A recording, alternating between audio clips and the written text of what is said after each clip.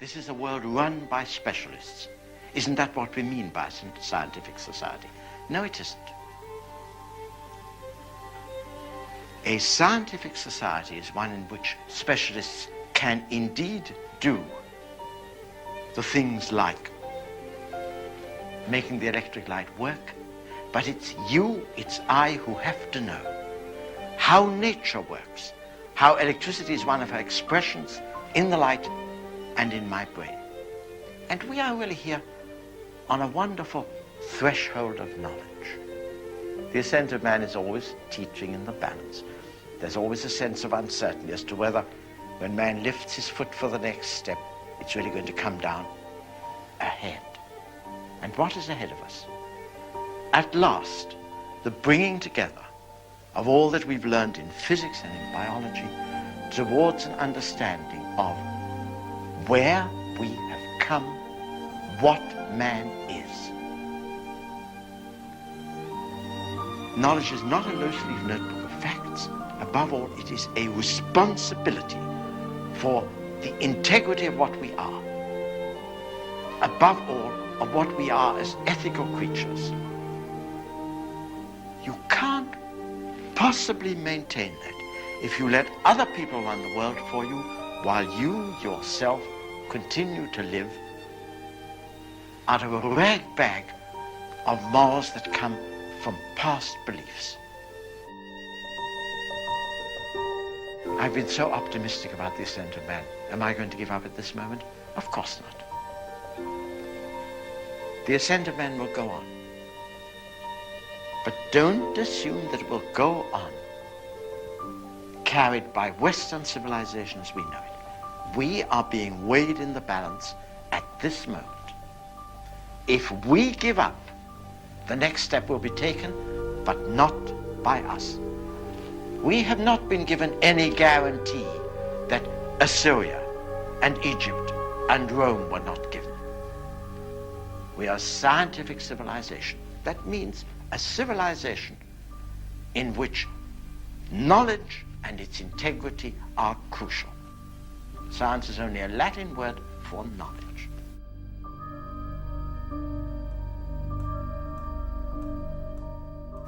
And I'm infinitely saddened to find myself suddenly surrounded in the West by a sense of a terrible loss of nerve. A retreat from knowledge into what? Into Zen Buddhism. Into profound questions about, are we not just really animals at bottom? Into extrasensory perception, which simply do not lie along the line of what we are now able to know if we devote ourselves to it. An understanding of man himself. Self-knowledge, at last bringing together the experience of the arts and the explanations of science.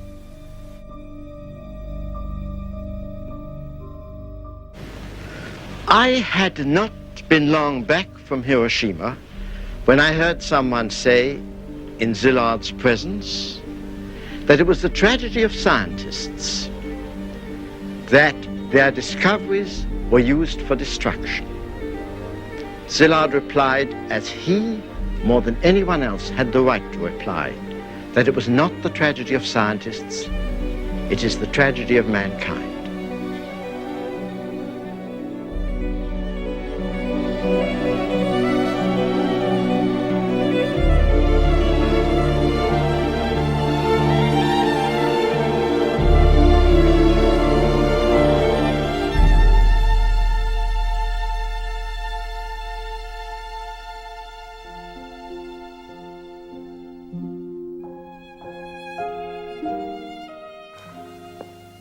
There are two parts to the human dilemma. One is the belief that the end justifies the means. That push-button philosophy, that deliberate deafness to suffering has become the monster in the war machine. The other is the betrayal of the human spirit.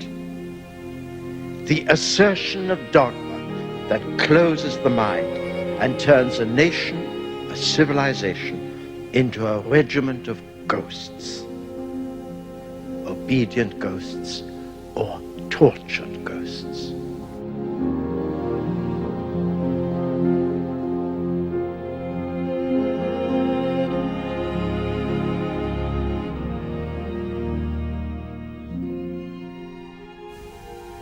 It's said that science will dehumanize people and turn them into numbers.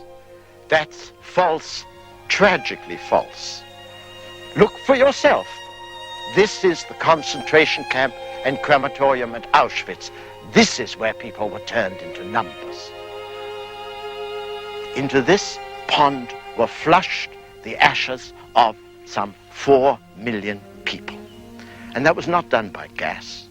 It was done by arrogance. It was done by dogma. It was done by ignorance. When people believe that they have absolute knowledge with no test in reality, this is how they behave. This is what men do when they aspire to the knowledge of gods. Science is a very human form of knowledge. We are always at the brink of the known. We always feel forward for what is to be hoped. Every judgment in science stands on the edge of error and is personal. Science is a tribute to what we can know, although we are fallible. In the end, the words were said by Oliver Cromwell. I beseech you in the bowels of Christ, think it possible you may be mistaken. I owe it as a scientist to my friend Leo Szilard. I owe it as a human being to the many members of my family who died here, to stand here as a survivor and a witness. We have to cure ourselves of the itch for absolute knowledge and power. We have to close the distance between the push-button order and the human act. We have to touch